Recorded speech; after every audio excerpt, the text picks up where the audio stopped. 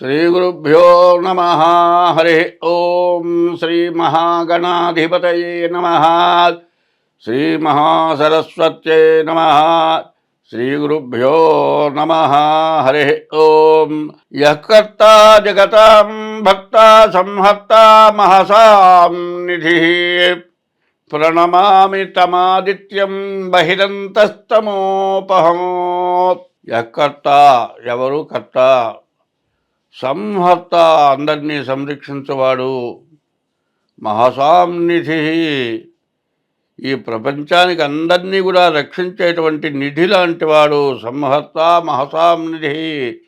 ప్రణమామి తమాదిత్యం బహిరంతస్తమోపహం. అటువంటి భగవానుడికి నమస్కారం చేస్తూ ఉన్నాను. ఆదిత్యోర్కో రవిర్భానుర్భాస్కరశ్చ దివాకరః మార్తాండ సవితా హేళిస్తీక్ష్ణాం శర్మిహిరో రవి. ప్రపంచానికి మొత్తానికి కూడా సూర్యులు అనేటువంటి వాళ్ళు 12 మంది ఉన్నారు. ఈ 12 మంది సూర్యులు ఎవరంటే మేషం దగ్గర నుంచి మీనాల వరకు 12 రాశులకు సంబంధించిన వారే అని చెప్పాలి. సరిగ్గా ఆలోచిస్తే 2025 మార్చి నెల 1 నుండి 30 వరకు కన్యారాశి ఫలితాలు. ఈ కన్యారాశి ఫలితాలు ఎట్లా ఉన్నాయో చూద్దాం.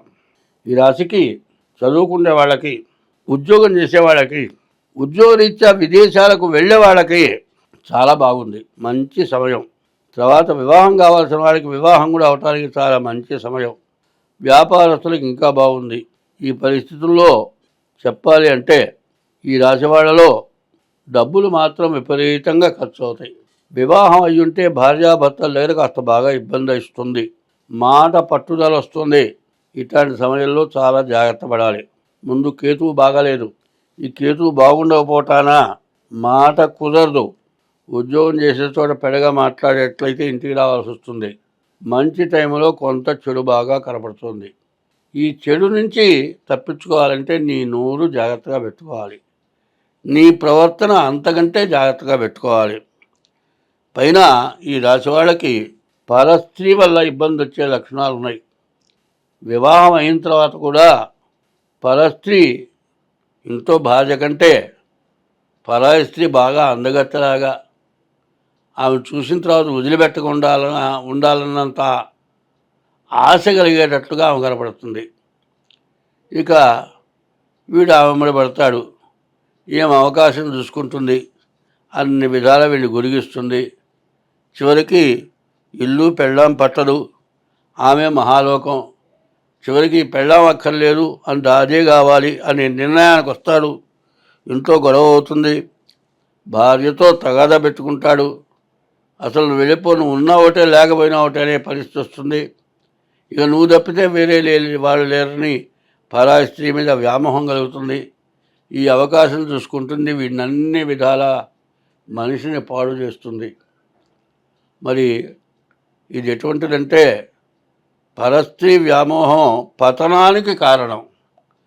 దుర్యోధనుడు మరి అన్న భార్యని వస్త్రాపహరణం చేసి హింసించినందువల్ల, రావణుడు సీతని బాధ పెట్టినందువల్ల మరణించారని మన పురాణాలు చెబుతూ ఉన్నాయి. అందువల్ల మరి ఎప్పుడు కూడా ఏం చెబుతూ ఉన్నారంటే ఆడమనిషి అందం వల్ల నాశనమైపోవటం జరుగుతుందని. అందువల్ల పరస్త్రీ వ్యామోహానికి ఈ రాశివాళ్ళు చాలా జాగ్రత్తగా దూరంగా ఉండాలి.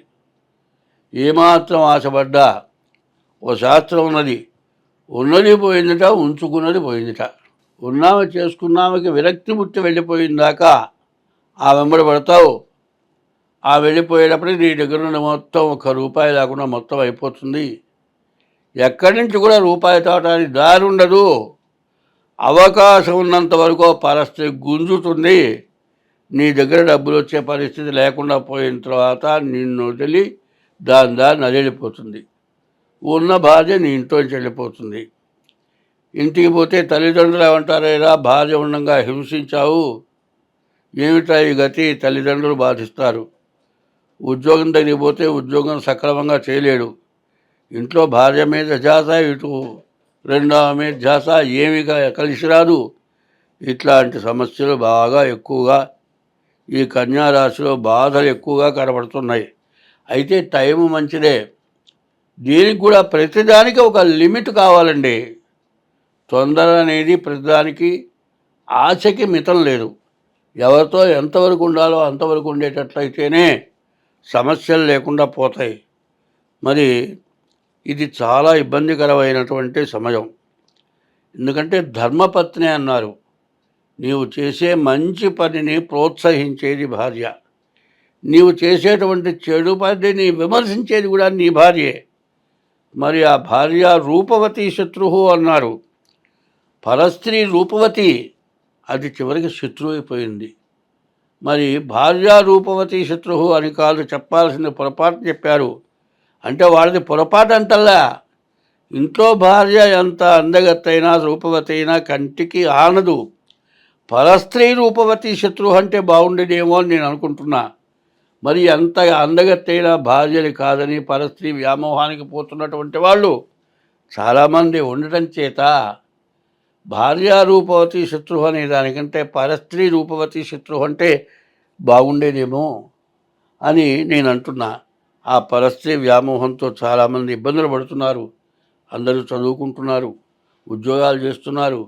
మరి కొంతమంది ఏం చేస్తున్నారు, నాతో పాటు ఉద్యోగం చేసే భార్య కావాలని కొంతమంది అంటుంటే, భార్య కూడా సంపాదన పర్వాలైతే నన్ను సరిగా చూడదనే ఉద్దేశంతో ఇంట్లో ఉండిపెట్టే పెళ్ళాం కోసం చూసి, ఆ భార్య వచ్చిన తర్వాత ఆఫీసులో దొరికే దాంతో వెంబడబడి ఇట్లా భ్రష్టు బట్టి చివరికి ఆమె ఇంట్లో కలవక భార్య ఇంట్లో నుంచి వెళ్ళిపోయి నానా గందరగోళమై వాళ్ళ లాయర్లు ఏం చెబుతున్నారు, ప్రతి చోట కూడా భార్యాభర్తల్ని గురించినటువంటి కోర్టు వ్యవహారాలు పేరుకుపోయినాయి. ఏమీ తవలటం లేదు. అందులో ఆడపిల్లలు చాలా తగ్గారు. ఇట్లాంటి పరిస్థితుల్లో సమస్యలన్నీ కూడా భార్యాభర్తల వల్ల ఎక్కువగా వస్తూ ఉన్నాయి. కాబట్టి ఎవరైనా సరే ఇటువంటి విషయాల్లో ఎంతో జాగ్రత్త పడటం చాలా మంచిది. ఇప్పుడు ఈ రోజుల్లో ఎట్లా ఉందంటే, ఎంత విద్యావంతుడైనా, ఎంతటి ఉద్యోగం చేసినా దాదాపు పెద్ద చదువులు చదవాలంటే 30-40 ఏళ్ళ దాకా, డాక్టర్ అయితే 40 దాదాపు వస్తుంది.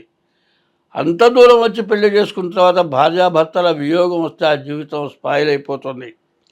ఒక్కొక్కళ్ళకి 40 ఏళ్ళు వచ్చి కూడా, 45 ఏళ్ళు వచ్చి కూడా పెళ్లిగాక, భార్య దొరక్క, ఎంత సంపాదించినా పెళ్లిగాక జీవితానికి మరి సరైనటువంటి మార్గం లేక చాలామంది బాధపడుతున్న వాళ్ళు, పెళ్లిగాక ఇబ్బంది పడుతున్న వాళ్ళు ఎక్కువ మంది కనబడుతున్నారు. పెళ్ళయిన తర్వాత కావాలని కొన్ని తగాదాలు పెట్టుకొని భార్యతో విడబడి కోర్టుకి ఇబ్బంది పడుతున్నారు. ఏమైనా జాతకం చెప్పమంటే ఇది చెబుతామంటే సప్తమంలో ఉన్నటువంటి గ్రహాలని గురించి చెప్పాల్సి వస్తుంది. లగ్నంలో కేతువు, సప్తమంలో రాహు. దీనివల్ల సమస్యలు బాగా వచ్చే లక్షణాలు ఉన్నాయి. కాబట్టి ఈ కన్యారాశి వాళ్ళు జాగ్రత్త పడండి. మీ డేట్ ఆఫ్ బర్త్ ద్వారా మీ జాతకం చూపించుకోండి. ఎటువంటి సమస్య వచ్చినా తొందరపడద్దు. భార్యాభర్త ఇద్దరు పోట్లాడుకుంటే తగాదా, కానీ ఒకళ్ళు ఎంత పోట్లాడినా రెండో వాళ్ళు తగ్గి ఉంటే సమస్య లేదు. ఒక చేయకు తగిలితేనే శబ్దం వస్తుంది, తగాదా వస్తుంది, విడబట్టడం జరుగుతుంది. అంత దూరం రాకుండా ఉండాలంటే ఎక్కడ తగాదాలు పెంచుకోవద్దు. స్వస్తి.